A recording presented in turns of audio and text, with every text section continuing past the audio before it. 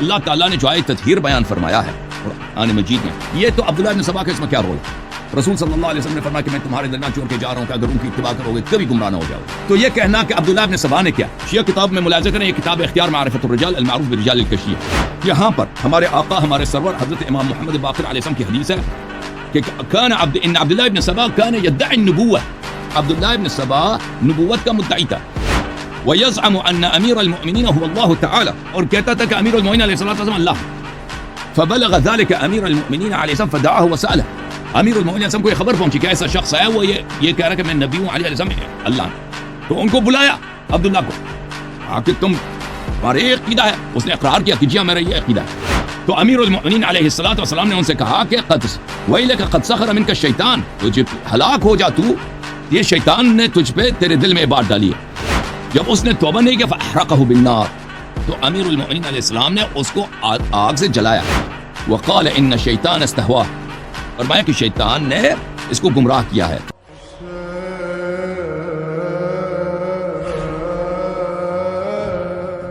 اچھا سر، دوسرا سوال شیعہ کتابوں میں ہے کہ شیعہ مسلک کا بانی عبداللہ بن سبا نامور شیعہ مورخ عمر بن عبدالعزیز الکشی اپنی کتاب معرفت العاقلین اور ائمۃ الصادقین جو معروف رجال کشی میں لکھتے ہیں کہ عبداللہ بن سبا یہودی تھا، حضرت علی سے محبت کا اظہار کرنے لگا. اس کا جو عقیدہ حضرت موسیٰ کے وسیع یعنی یوشع بن نون کے بارے میں تھا، وہ عقیدہ حضرت علی کے مطابق اس نے تیار کیا. اسی نے یہ تکفیری سلسلہ شروع کیا، اسی نے ولایت اور یہ فرضیت، ولایت کی فرضیت کا یہ کانسیپٹ دیا، اور اس سے باقاعدہ ایک شیعہ کا ایک سٹارٹ ہوا. اور اس کے بعد جو ہے حضرت علی جب پکڑا گیا تو اس نے یہ الزام لگایا کہ حضرت علی نے حکم دیا تھا. بعد میں حضرت علی نے اس کو جو اہل بیت علیہ السلام سے مروی عبداللہ ابن سبا کے متعلق وہ یہ ہے کہ اس نے نبوت کا ادعا کیا تھا اور کہا تھا کہ اللہ علی علیہ السلام ہے اور میں اس کا نبی ہوں.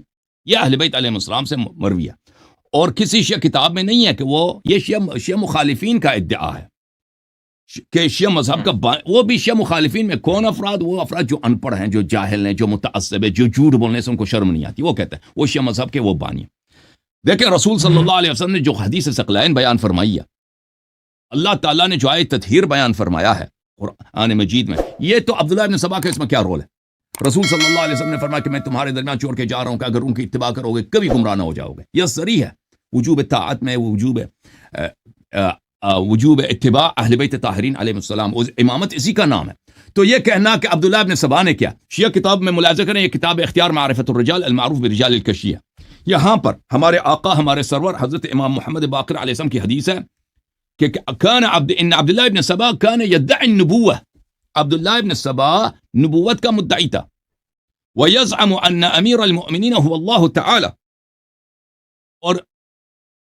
اور کہتا تھا کہ امیر المؤمنین علیہ الصلوۃ والسلام اللہ. فبلغ ذلك امیر المؤمنین علیہ السلام فدعاه وسأله، امیر المؤمنین علیہ السلام کو یہ خبر پہنچی کہ ایسا شخص ہے، وہ یہ کہہ رہا ہے کہ میں نبی ہوں، علیہ السلام اللہ.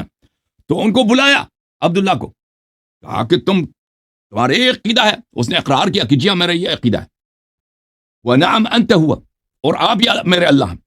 وقد كان القی فی روعی انت اللہ وانی نبی، یہ میرے دل میں الہام ہوا ہے. اس نے کہا کہ آپ اللہ ہیں اور میں نبی ہوں.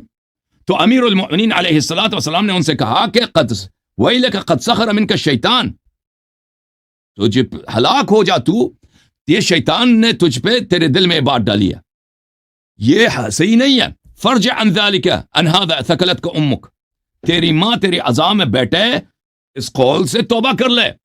وہ توبہ کر لے. فابا، اس نے انکار کیا، میں توبہ نہیں کرتا، میرا یہ عقیدہ ہے آپ اللہ ہیں، میں نبی ہوں. فحبسه واستتابه 3 ایام فلم يتب، امیر المؤمنین علیہ السلام نے اس کو حبس میں رکھا، جیل میں رکھا، اور 3 دن تک اس سے توبہ ڈیمانڈ کیا کہ توبہ کرو. جب اس نے توبہ نہیں کیا فاحرقه بالنار، تو امیر المؤمنین علیہ السلام نے اس کو آگ سے جلایا. وقال ان الشیطان استہواہ، فرمایا کہ شیطان نے اس کو گمراہ کیا ہے. فکان یاتی ویلقی فی روعہ ذلک، شیطان اس کے پاس آتا تھا اور اس کے دل میں یہ باتیں، یہ خیالات ڈالتا تھا.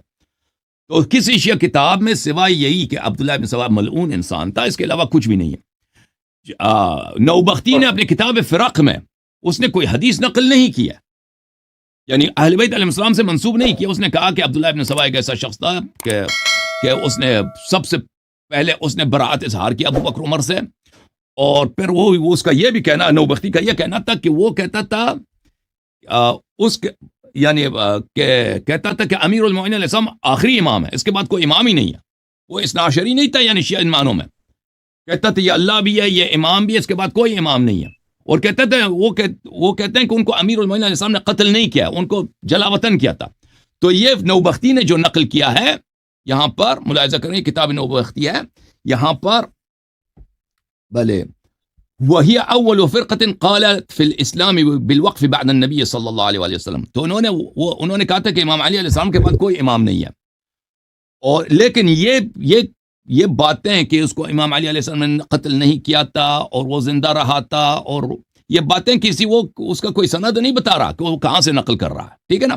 جو ہمارے پاس مسند ہے اہل بیت علیہ السلام سے روایات میں, وہ وہی ہے کہ امام علی علیہ السلام نے, امیر المؤمنین علیہ السلام نے اس شخص کو قتل فرمایا تھا. اور ہم سوائے لعنت کے عبداللہ ابن سبا کے لیے کچھ نہیں بیچتے. ہماری کتب میں اس کی کوئی روایت ہی نہیں ہے, کوئی قول ہی نہیں ہے. ہم جو بھی امیر المؤمنین علیہ السلام کو اللہ سمجھے یا آخری امام سمجھے, ہم اس کو کافر سمجھتے ہیں. امیر المؤمنین علیہ السلام پہلے امام ہے, ان کے بعد بھی ائمہ علیہم السلام ہے. تو یہ اور دیکھیں یہ نہایت ہی گمراہی کی بات ہے. اور یہ کہنا کہ سب سے پہلے اس نے ابو بکر عمر سے براعت کا اظہار کیا تھا, یہ اس کی جہالت ہے. دیکھیں یہ کتاب ہے بخاری, یہاں پہ واضح طور پر ہے کہ حضرت زہرا سلام اللہ علیہا نے ابو بکر سے ڈیمانڈ کیا کہ فدق مجھے دے دو. حدیث دکھانے کی ضرورت نہیں ہے کیونکہ میں بہت دکھا چکا ہوں, لوگوں کو پتہ ہے. جب فدق نہیں دیا تو سب سے پہلے حضرت زہرا سلام اللہ علیہا تھی نبی صلی اللہ علیہ وسلم کے وفات کے بعد, کہ انہوں نے ابو بکر سے بات کرنا ہی چھوڑ دیا آخر تک. اور یہ حدیث خود عائشہ نے نقل کیا, ٹھیک ہے نا. اور پھر دیکھیں رسول صلی اللہ علیہ وآلہ وسلم کے زمانے میں دیکھیں یہ حدیث جو خود بخاری میں موجود ہے کہ حدیث قرطاس میں آواز بلند کی, یا خیبر میں بھاگ کے بیعت الرضوان میں بیعت کی کہ ہم نہیں بھاگیں گے, اس کے 2 ہفتے ان کے بعد جنگ ہوئی, رضوان میں بھاگ گئے, وغیرہ وغیرہ وغیرہ. یہ سب جو ہے نا, یہ تو عبداللہ ابن سبا نے یہ باتیں تو نہیں بنائی کہ اس نے بخاری میں داخل کیا, مسلم میں داخل کیا. اللہ آپ کو سلامتی دے.